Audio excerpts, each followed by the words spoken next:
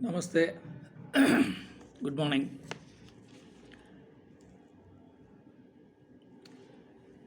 In my YouTube channel, Cidakasham, I have uploaded 13 videos as season 1. Season 1, 2, 3, 4, etc. 13 videos. And the intention was to create a series of seasons, each with some 10, 12, whatever episodes,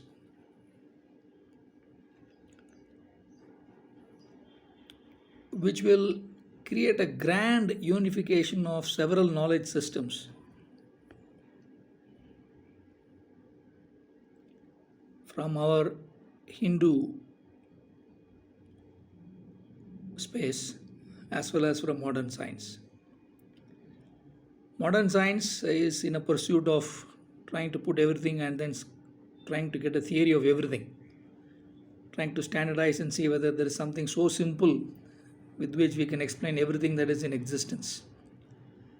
The classical lambda model is one. It's a very simple formula, and all phenomenal happenings of this cosmos in physical terms, physics, can be explained with that model. The only thing there is the enigmatic thing that there is gravity. Okay, that's still enigmatic for all scientists. They have not gotten hold of that. Among the four fundamental forces that we have, electromagnetism, weak nuclear forces and strong nuclear forces, and gravity.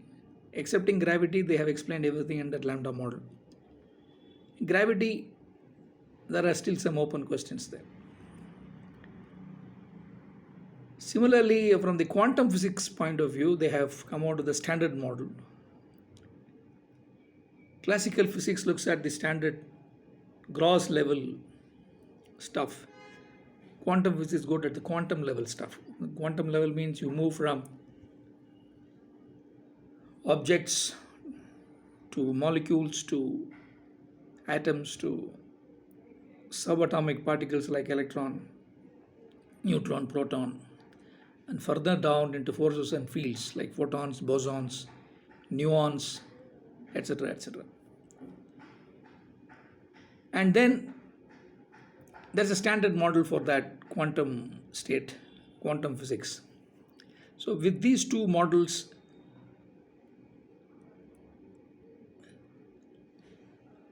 physicists are trying to explain all the phenomena that is happening here at a very, very quantum level and at very, very cosmological level. The whole range of physical phenomena that is happening is working there.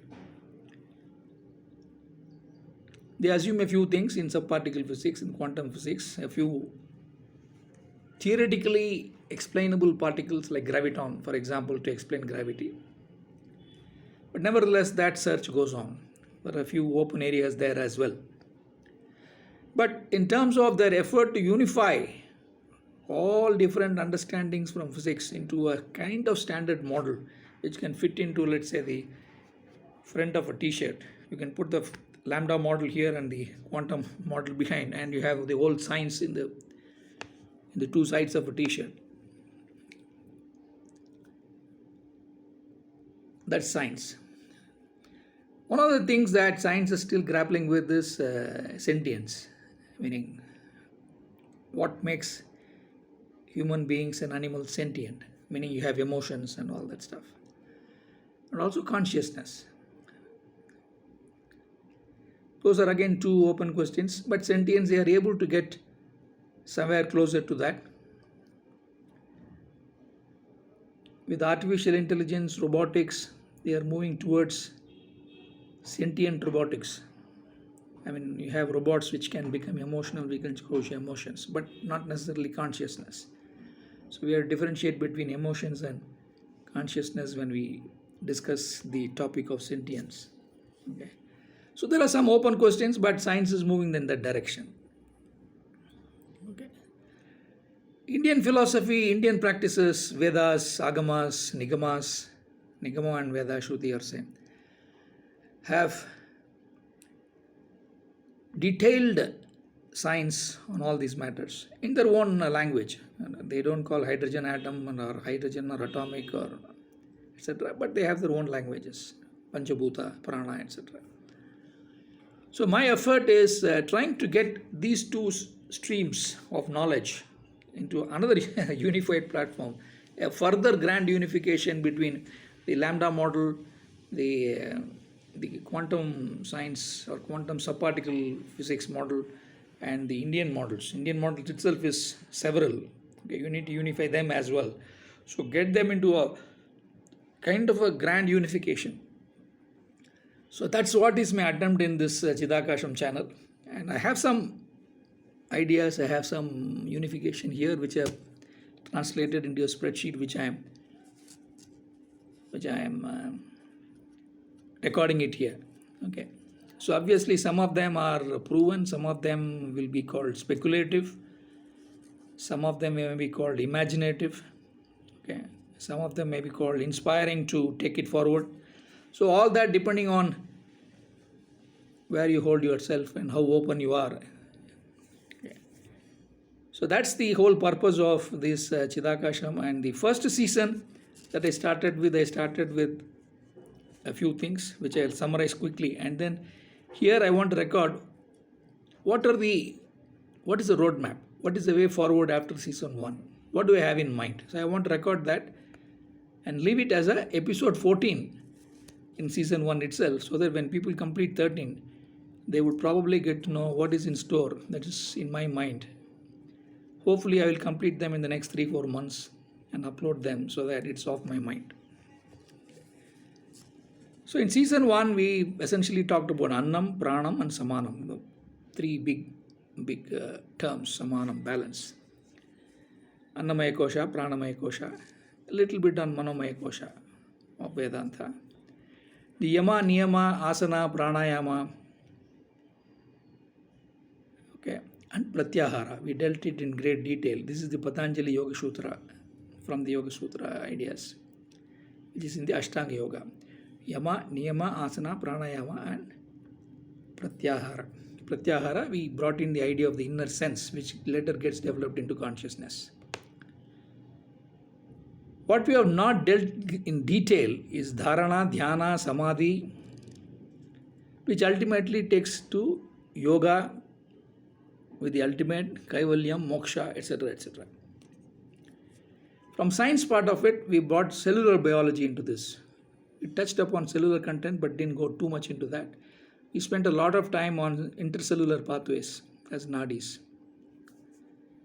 And we said how these practices of Yama, Niyama, Asana, Pranayama and Pratyahara, not necessarily Pratyahara, Asana and Pranayama, creates and transforms the entire biological, biophysical nature of this being in terms of plasticity and limpidity.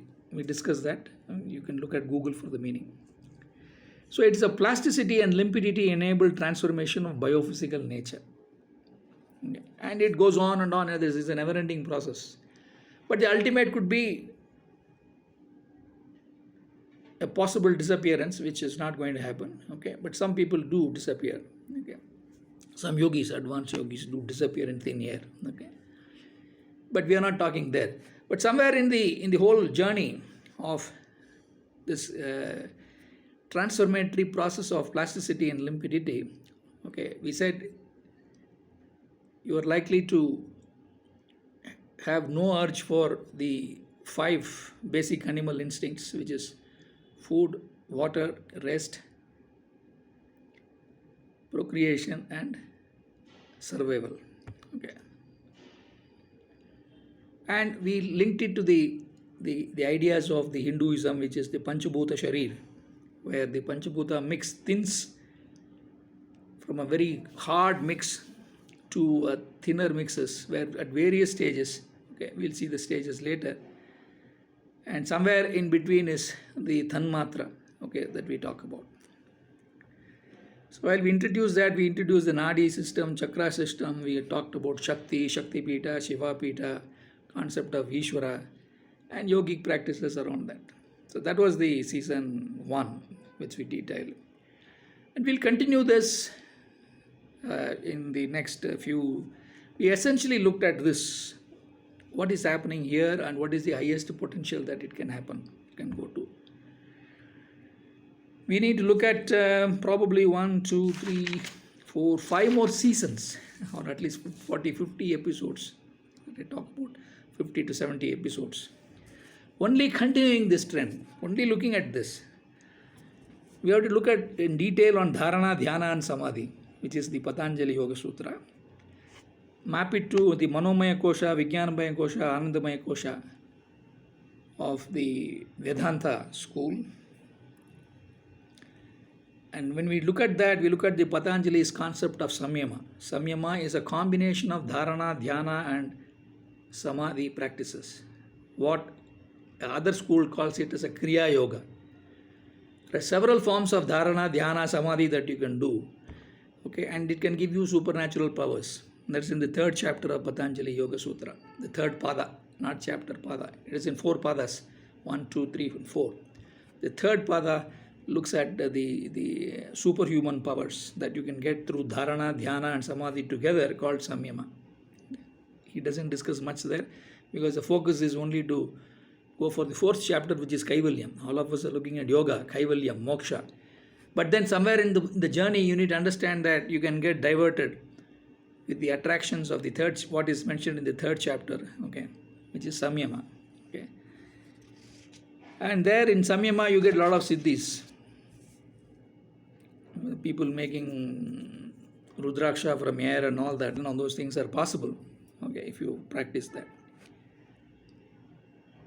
And but our fourth reason to mention, to say that don't get trapped into that. From a yogic perspective, the whole thing is about Kaivalya Moksha. We have to continue to keep the focus there. Okay. So there is certain Vijnana around that. Vijnana means science. Okay. Special Jnana, you can say Vishesha Jnana around the Dharana, Dhyana and Samadhi. Okay. And that in the Shakta Marga is translated into Yantra, Tantra, Mantra. Dharana, Dhyana, Samadhi is the Vijnana, special knowledge of getting supernatural powers, or not supernatural, superhuman powers within nature. Okay. And same in Shakta Marga is Yantra, Tantra, Mantra. Okay. So you can get caught in both and then think that is the end. You can come to the end that this is it, man, because I have grown, I have reached, but that's not the end. Okay. In fact, that's a diversion. Okay. You have to move forward, for which you need to catch hold of your Manomaya Kosha. Vijnanamaya Kosha can get you trapped. Manomaya Kosha is how to keep the mind and then take it up, concentrated, the brain activity in Sahasrara, Ekagrita, and then move it up. Okay. That special jnana, special vijnana will give you the ultimate truth, not all other things. Superhuman powers are not going to give you the ultimate truth. They will give you different truths, different relative, contextual, phenomenal truths. Okay. Phenomenal ways that you can do, which you can call it as superhuman powers. But we are talking about yoga, moksha, mukti, kaivalyam, Vaikuntha Loka, Kailasha, etc., etc. That we need to overgrow that. We need to just skip and move ahead. Okay.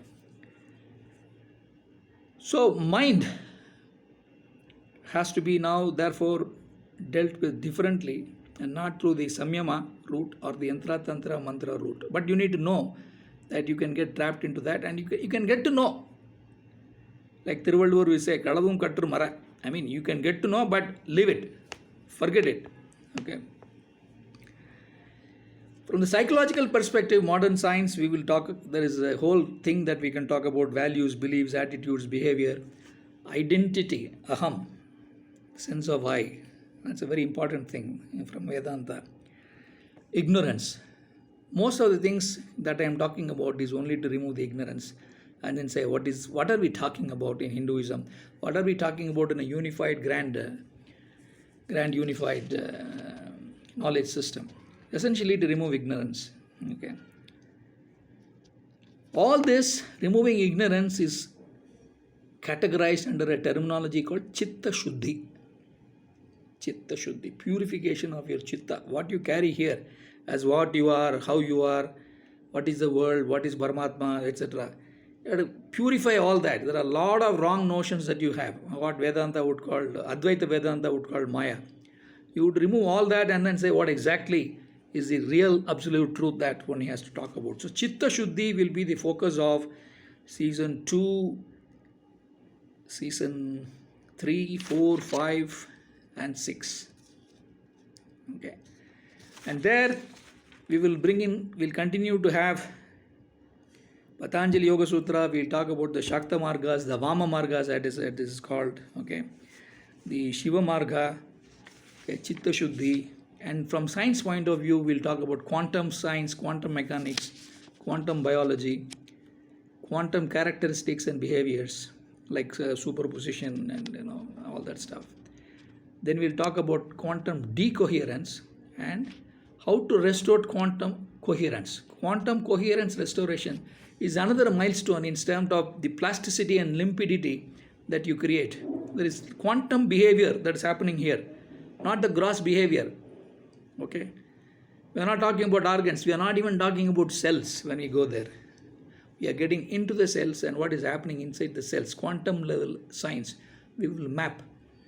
Now, quantum physics is an advanced science. Quantum biology is an emerging science. Okay, so I will be talking more of physics, but in the next 20, 30, 40 years, quantum biology is going to make such a huge leap.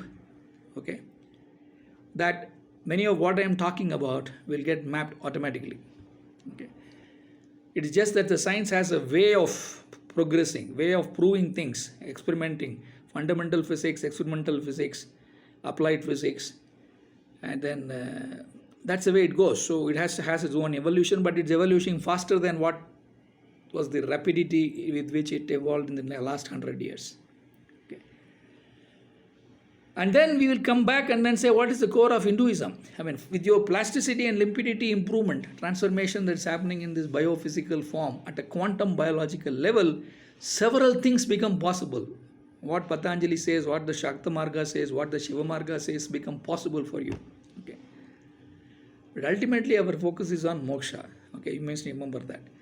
So in the process, we will also look at the idea of rebirth, samsara chakra, birth, death, rebirth cycle. How does it happen? Okay, we will look into the quantum information. When you talk about quantum physics and all that, we'll talk about the quantum information. How that intelligence is passed on as a quantum information from one birth to the other. And how that get another body with that information. Okay, we will see that. So there is a scientific basis with which I want to explain the idea of birth, death, rebirth cycle, samsara cycle. Okay, and what the Vedanta and Vedic schools would call as karma. Okay, karma is a very psychological treatment, not a very scientific treatment. Karma is a psychological treatment that also we will cover in this 2 to 6 season. The next level is the 7th season, which I have in mind is will be focused on Sattva Shuddhi. Sattva Shuddhi ultimately goes to cosmology. We go to cosmology and say, why did all this happen? The lambda model and the quantum science, subatomic particle standard physics model, okay, all explain what is in cosmos. So we have to go back to cosmos and then say how it is happening. And there we will talk about the states of matter, states of energy, matter annihilation, matter and antimatter coming together and forming photons, and therefore biooptics, the luminosity chakras that are here. People say, I see light, enlightenment. Okay, luminosity chakras. We will then get into the newer concepts of string theory, multiverse. We will revisit space-time. Space-time is Einsteinian, non-negotiable. Okay, but we will negotiate that.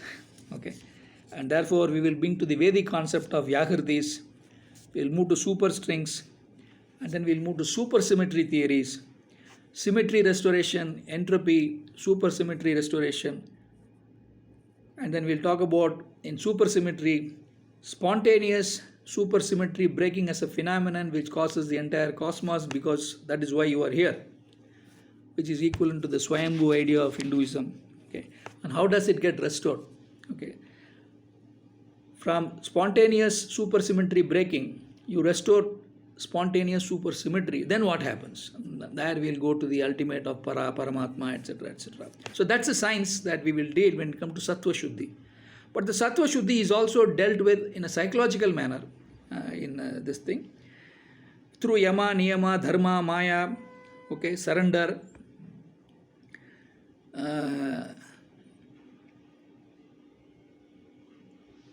guna, triguna, rajas, tamas. When you talk about rajas, tamas, we'll talk about dark energy, dark matter, and so on and so forth. Okay. So trigunatmik, rajo guna, tamo guna, sattva guna, that's probably will be the 8th season that we will talk about. Okay. And lastly, in the 9th season, I want to close it with the Vedantic discussion of Brahma Vidya. Okay. Saguna Brahman, Sattva Guna Brahman, Nirguna Brahman, Nirguna Brahman, Sattva Guna Brahman, Triguna Brahman. Triguna Brahman is the cosmos. So we are all Triguna in that nature. We'll discuss that. And then I will leave with some indications of where is this discussion of Dvaita, Advaita, Visishta Dvaita comes in. But when you put all this in the super grand unified knowledge system of modern science and philosophies and all that put together, okay, to me, Advaita is a superset of everything, in which you can peg everything in different places in this knowledge system. So I will probably close the 9th season with Vedanta, discussing Brahma Vidya, Dvaita, Advaita, Visishta Dvaita, and then Advaita. In the Advaitic state, we are talking about Kaivalyam, Nirvikalpa Samadhi. We'll come back to the original what we started with, okay, which you can experience here. So the whole of existence can be explained in this 9 seasons. But the beauty is that the whole of existence can be experienced in this with the yogic practices. Okay. So that is the sum and substance of the way forward that I have. Okay. It should have been an introduction for the season 1 itself. Nevertheless, now if you have crossed these 13 episodes, you would have got a feel of what I am talking, and you'll get a way forward of how I am going to move forward. I am hoping to complete this in about 3 months. Okay. And dust my hands off in 2025 with this and move on with my practices, so that it is recorded for futurity, because as I move forward, many of this will be, I will probably transcend, at least I hope to transcend, okay, and not feel the urge to record all this again and again. Okay, I want to put an end to this. So that's my way forward, and that is my purpose. Whoever benefits from this will benefit from this grand unified knowledge system. Some of you might understand philosophy, some of you may understand practices, some of the scientists might get enthused, even if they think it is speculative, imaginative, and all that stuff. Okay, but it's something that I want to leave on the YouTube, and hopefully it will remain for posterity or for whoever it might benefit. Thank you. Bye. Namaste.